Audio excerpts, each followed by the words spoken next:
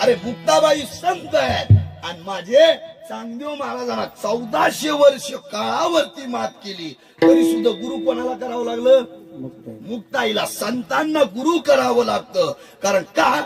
संत हे मायबाप आहेत, संत हे ब्रह्म आहेत, संत हे वैष्णव आहेत, संत हे देव आहेत. आणि एकदा का आपण संतांची आपल्यावर कृपा झाली की मायबाप आपल्याला देवाची प्राप्ती झालीच म्हणून समजायची. आता मला सांगा, आपण पूजा कोणाची करतो? बोलत चला, तुमचं काही दुखत का? मोकळं बोला, काही ताण ना घेऊ. मला सांगा, आपण पूजा कोणाची करतो? देवाची. आणि देव कोणाची पूजा करतो? संतांची पूजा करतो. काय झालं मायबाप, एकदा नारद मुनींना देवाला भेटण्याची इच्छा झाली. नारद मुनींना देवाला भेटण्याची इच्छा झाली आणि इच्छा झाल्याच्या नंतर नारद मुनी देवाच्या घरी निघाले. रुक्मिणी आई साहेब दरवाजामध्ये उभा आहे आणि नारदजीचं भजन चालू आहे. नारदजी देवाकडे निघालेले आणि नारदजी निघाल्याच्या नंतर दरवाजामध्ये गेले आणि भगवान परमात्म्याच्या दरवाजाची हाक मारली, कडी वाजवली. रुक्मिणी आई साहेबांना दरवाजा उघडला आणि आई साहेबाला प्रश्न केला, आई साहेब देव कुठे? आई साहेबांना सांगितलं, नारदजी देव घरात बसून देवाची पूजा करतात. म्हणजे भगवान परमात्मा देवपूजाच्या घरामध्ये बसून देवाची देवपूजा करतात.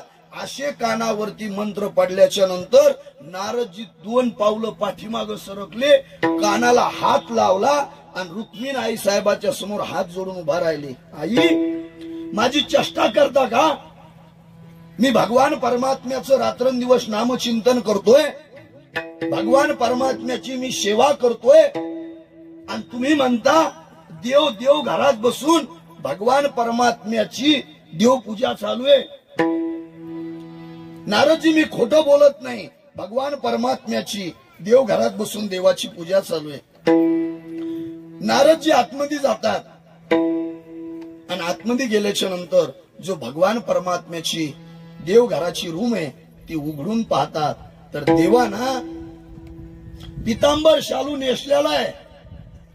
हातामध्ये पितळाची मूर्त आहे, तांब्या पितळाची मूर्त आहे आणि भगवान परमात्मा आपल्या कोमलच्या हाताना त्या तांब्या पितळाच्या मूर्तीला दह्याना, दुधाना, पंचामृताना स्नान घालतोय आणि आपल्या हातावरती जे चंदन उघडलंय त्या चंदनाचा त्या भगवान परमात्मा त्या मूर्तीला, तांब्या पितळाच्या मूर्तीला गंध लावतात. असं पाहिल्याच्या नंतर नारदीच्या डोळ्यातून पाणी आलं आणि नारदजी बोलू लागतात.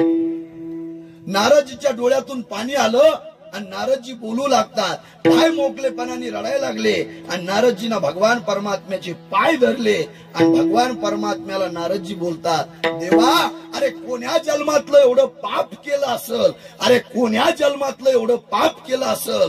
अरे आम्ही रात्रंदिवस तुझ्या नामाचा टाहो फोडतोय, रात्र ना कळे दिवस ना कळे, अंगी खेळे दैवत, तुका म्हणे करी फकीराचे परी, आणि रात्रंदिवस हरी येईल मुखा तुझ्या नाम घोषा करता. अरे तू आम्हाला प्राप्त व्हावा याच्या करता आम्ही रात्रंदिवस मरमर करतोय आणि तू या ठिकाणी तांब्या पितळाच्या मूर्तीची आमची तुम्ही पूजा करता, आमचं कोण्या जन्मातलं पाप असल? देव त्या ठिकाणी उत्तर देतात. देव म्हणतात, अरे मी देव आहे, मला किंमत नाही. अरे मी देव आहे म्हणून मला किंमत नाही.